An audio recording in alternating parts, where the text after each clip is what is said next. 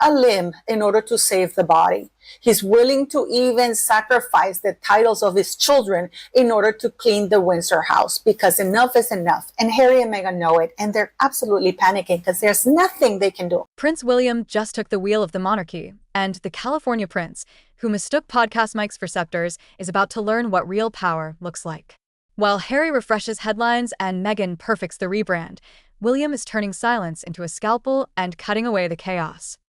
Stripping Harry of his title, and perhaps down the track, Charlotte and Louis's children not having titles either. By the end of this video, you'll know the precise levers William can pull to shrink or strip titles, why Andrew is the soft launch for a much harder move, how the palace weaponizes quiet over quotes, the timeline insiders actually expect, and exactly what a title collapse would do to Harry and Meghan's money. In the past fortnight, seized control of the British monarchy from a weak and dying King Charles, and that spells very bad news for Prince Harry, Meghan Markle, Archie and Lily. Security and their children's royal standing. Here's the truth nobody wants to say out loud. The power shift already happened. It didn't arrive with trumpets or balcony waves. It slid in under the door, the website edits, the missing mentions, the events where seats quietly didn't exist anymore. You don't need a proclamation when the infrastructure tells the story. Charles still wears the crown, but the operational gravity has tilted toward the heir. Fewer leaks, sharper calendars, and a ruthless preference for risk-free optics. In that climate, the Sussex brand, built on confessional chaos, doesn't read as compelling.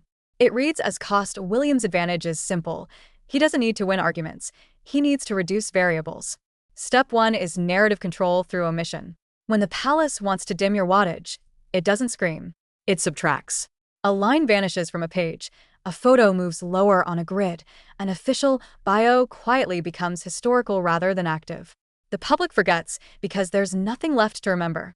That's not negligence. That's policy. Step 2 is precedent.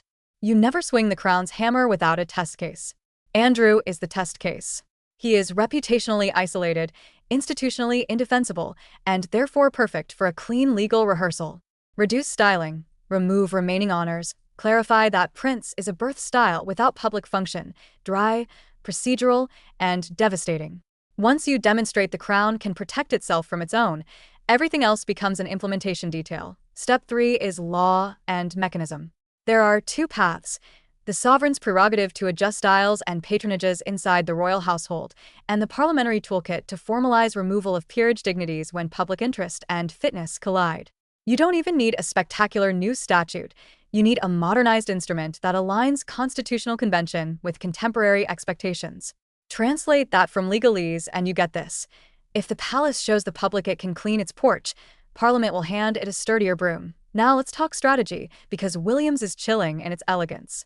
He favors the corporate discipline model: cut liabilities, professionalize appearances, normalize the brand. That framework treats emotion like a misallocated resource. Apologies, reconciliations, televised brotherly summits. None of that stabilizes the crown's value. What stabilizes value is reducing volatility. So, he isn't punishing Harry for leaving. He's insulating the institution from a monetized exit ramp. The difference is subtle but lethal. Punishment invites debate. Insulation ends it. Inside that model, silence is not absence. It's pressure. Public spats give oxygen. Silence steals it. When Harry flies in for talks, the response is a calendar conflict, not a counterpress. When Meghan debuts a rebrand, the answer is no answer. You cannot fight a shadow. You can only tire yourself lunging at it. The Sussex vulnerability is structural. Their media value was always a multiplier of their royal value. Titles are not just honorifics. They are contract scaffolding. They confer implied authority, signal elevated access, and therefore inflate fee ceilings. Remove the scaffolding and the market reprices the asset. Same personalities, smaller leverage. That's why style and dignity discussions matter. It's not just stationary. It's the difference between strategic partner and celebrity booking. Where does the timeline go from here? First, codify Andrew as precedent. Tighter styling, removed fragments, a standardized explanation built on consistency and accountability. Second, sharpen guidance that royal styles and titles cannot be commercialized. No ambiguity, no clever formatting. Third, normalize the Sussexes as private figures in official documentation. Fewer present tense references, more archival framing. Fourth, wait. Quiet timelines beat loud ones. Every unforced error, every tone-deaf launch, every conspicuous branded authenticity push becomes data in a file marked "Why we must act." There will be a moment, manufactured or organic, when the optics align. A poll showing fatigue. A scandal-adjacent storyline. A diplomatic week. The palace refuses to share oxygen with non-working royals. That is when process becomes outcome. The statement won't roar. It will read like housekeeping. Styles adjusted to reflect current roles. Patronages reassigned to ensure continuity. Websites updated to provide clarity. The crown speaks fluent euphemism, but everyone will understand the translation. What happens to Harry then? He doesn't vanish, but he deflates. The invitations change shape. The security briefings end at the lobby. The projects pitch themselves without the aura of the Duke, and Hollywood, ever pragmatic, prices him as content, not crown. His redemption arc would require scarcity, sincerity, and service. But scarcity is hard in California, sincerity is hard under lights, and service is hard when your last 3 acts were products. And Meghan? She is a formidable communicator with a rare talent: narrative inversion under pressure. She can convert criticism into momentum, embarrassment into evolution, and platform loss into a new platform. The palace knows this. That is precisely the problem. Institutions fear operators who thrive in volatility. William's best counter isn't a feud, it's a freeze. You cannot yes and silence. You can only pivot to a market that no longer cares. The children's question is the most sensitive and the most surgical. Institutions avoid punishing heirs for parents' theater. Expect language that separates lineage from styling, heritage intact, usage refined. That framing sells as responsibility, not retribution. It protects the minors while sealing the precedent. Styles flow from service, not from Instagram reached. There's also the international piece. Commonwealth tours are rebuilding after lost years. Donors, diplomats, and partners want clarity, not cliffhangers. A crown that looks indecisive bleeds soft power. William's calculus is that controlled severity now prevents messy improvisation later. In other words, pruning is kindness to the tree. Let's address the William seized control narrative. He didn't flip a switch. He absorbed a vacuum. Illness created uncertainty. Uncertainty demands a manager. William's temperament, deliberate, image-disciplined, resistant to spectacle, is oddly perfect for a monarchy trying to look modern without feeling trendy.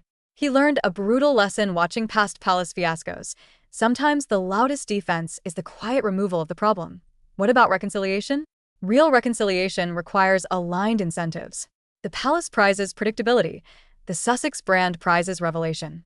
Those aims collide. A truce is possible, but it would look like terms, not hugs. No commercial use of styles, no implied royal access, no clarifying documentaries. The problem with terms is that they don't trend.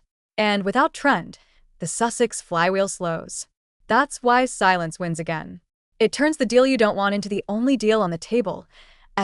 Picture the endgame. A weekday. Late afternoon. A short palace note. Factual, unfussy, announces updated styling to reflect contemporary roles. No press conference. No leak-stained drama. 10 minutes later, the website reflects the change. Charities update their pages by morning. Broadcasters switch lower thirds by nightfall. 1,000 tiny edits complete a single message.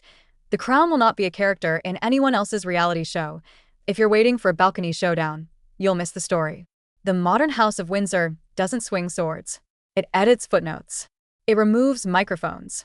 It starves chaos until chaos moves on. That's William's monarchy. Fewer speeches, cleaner lines, no indulgence for those who confuse virality with value.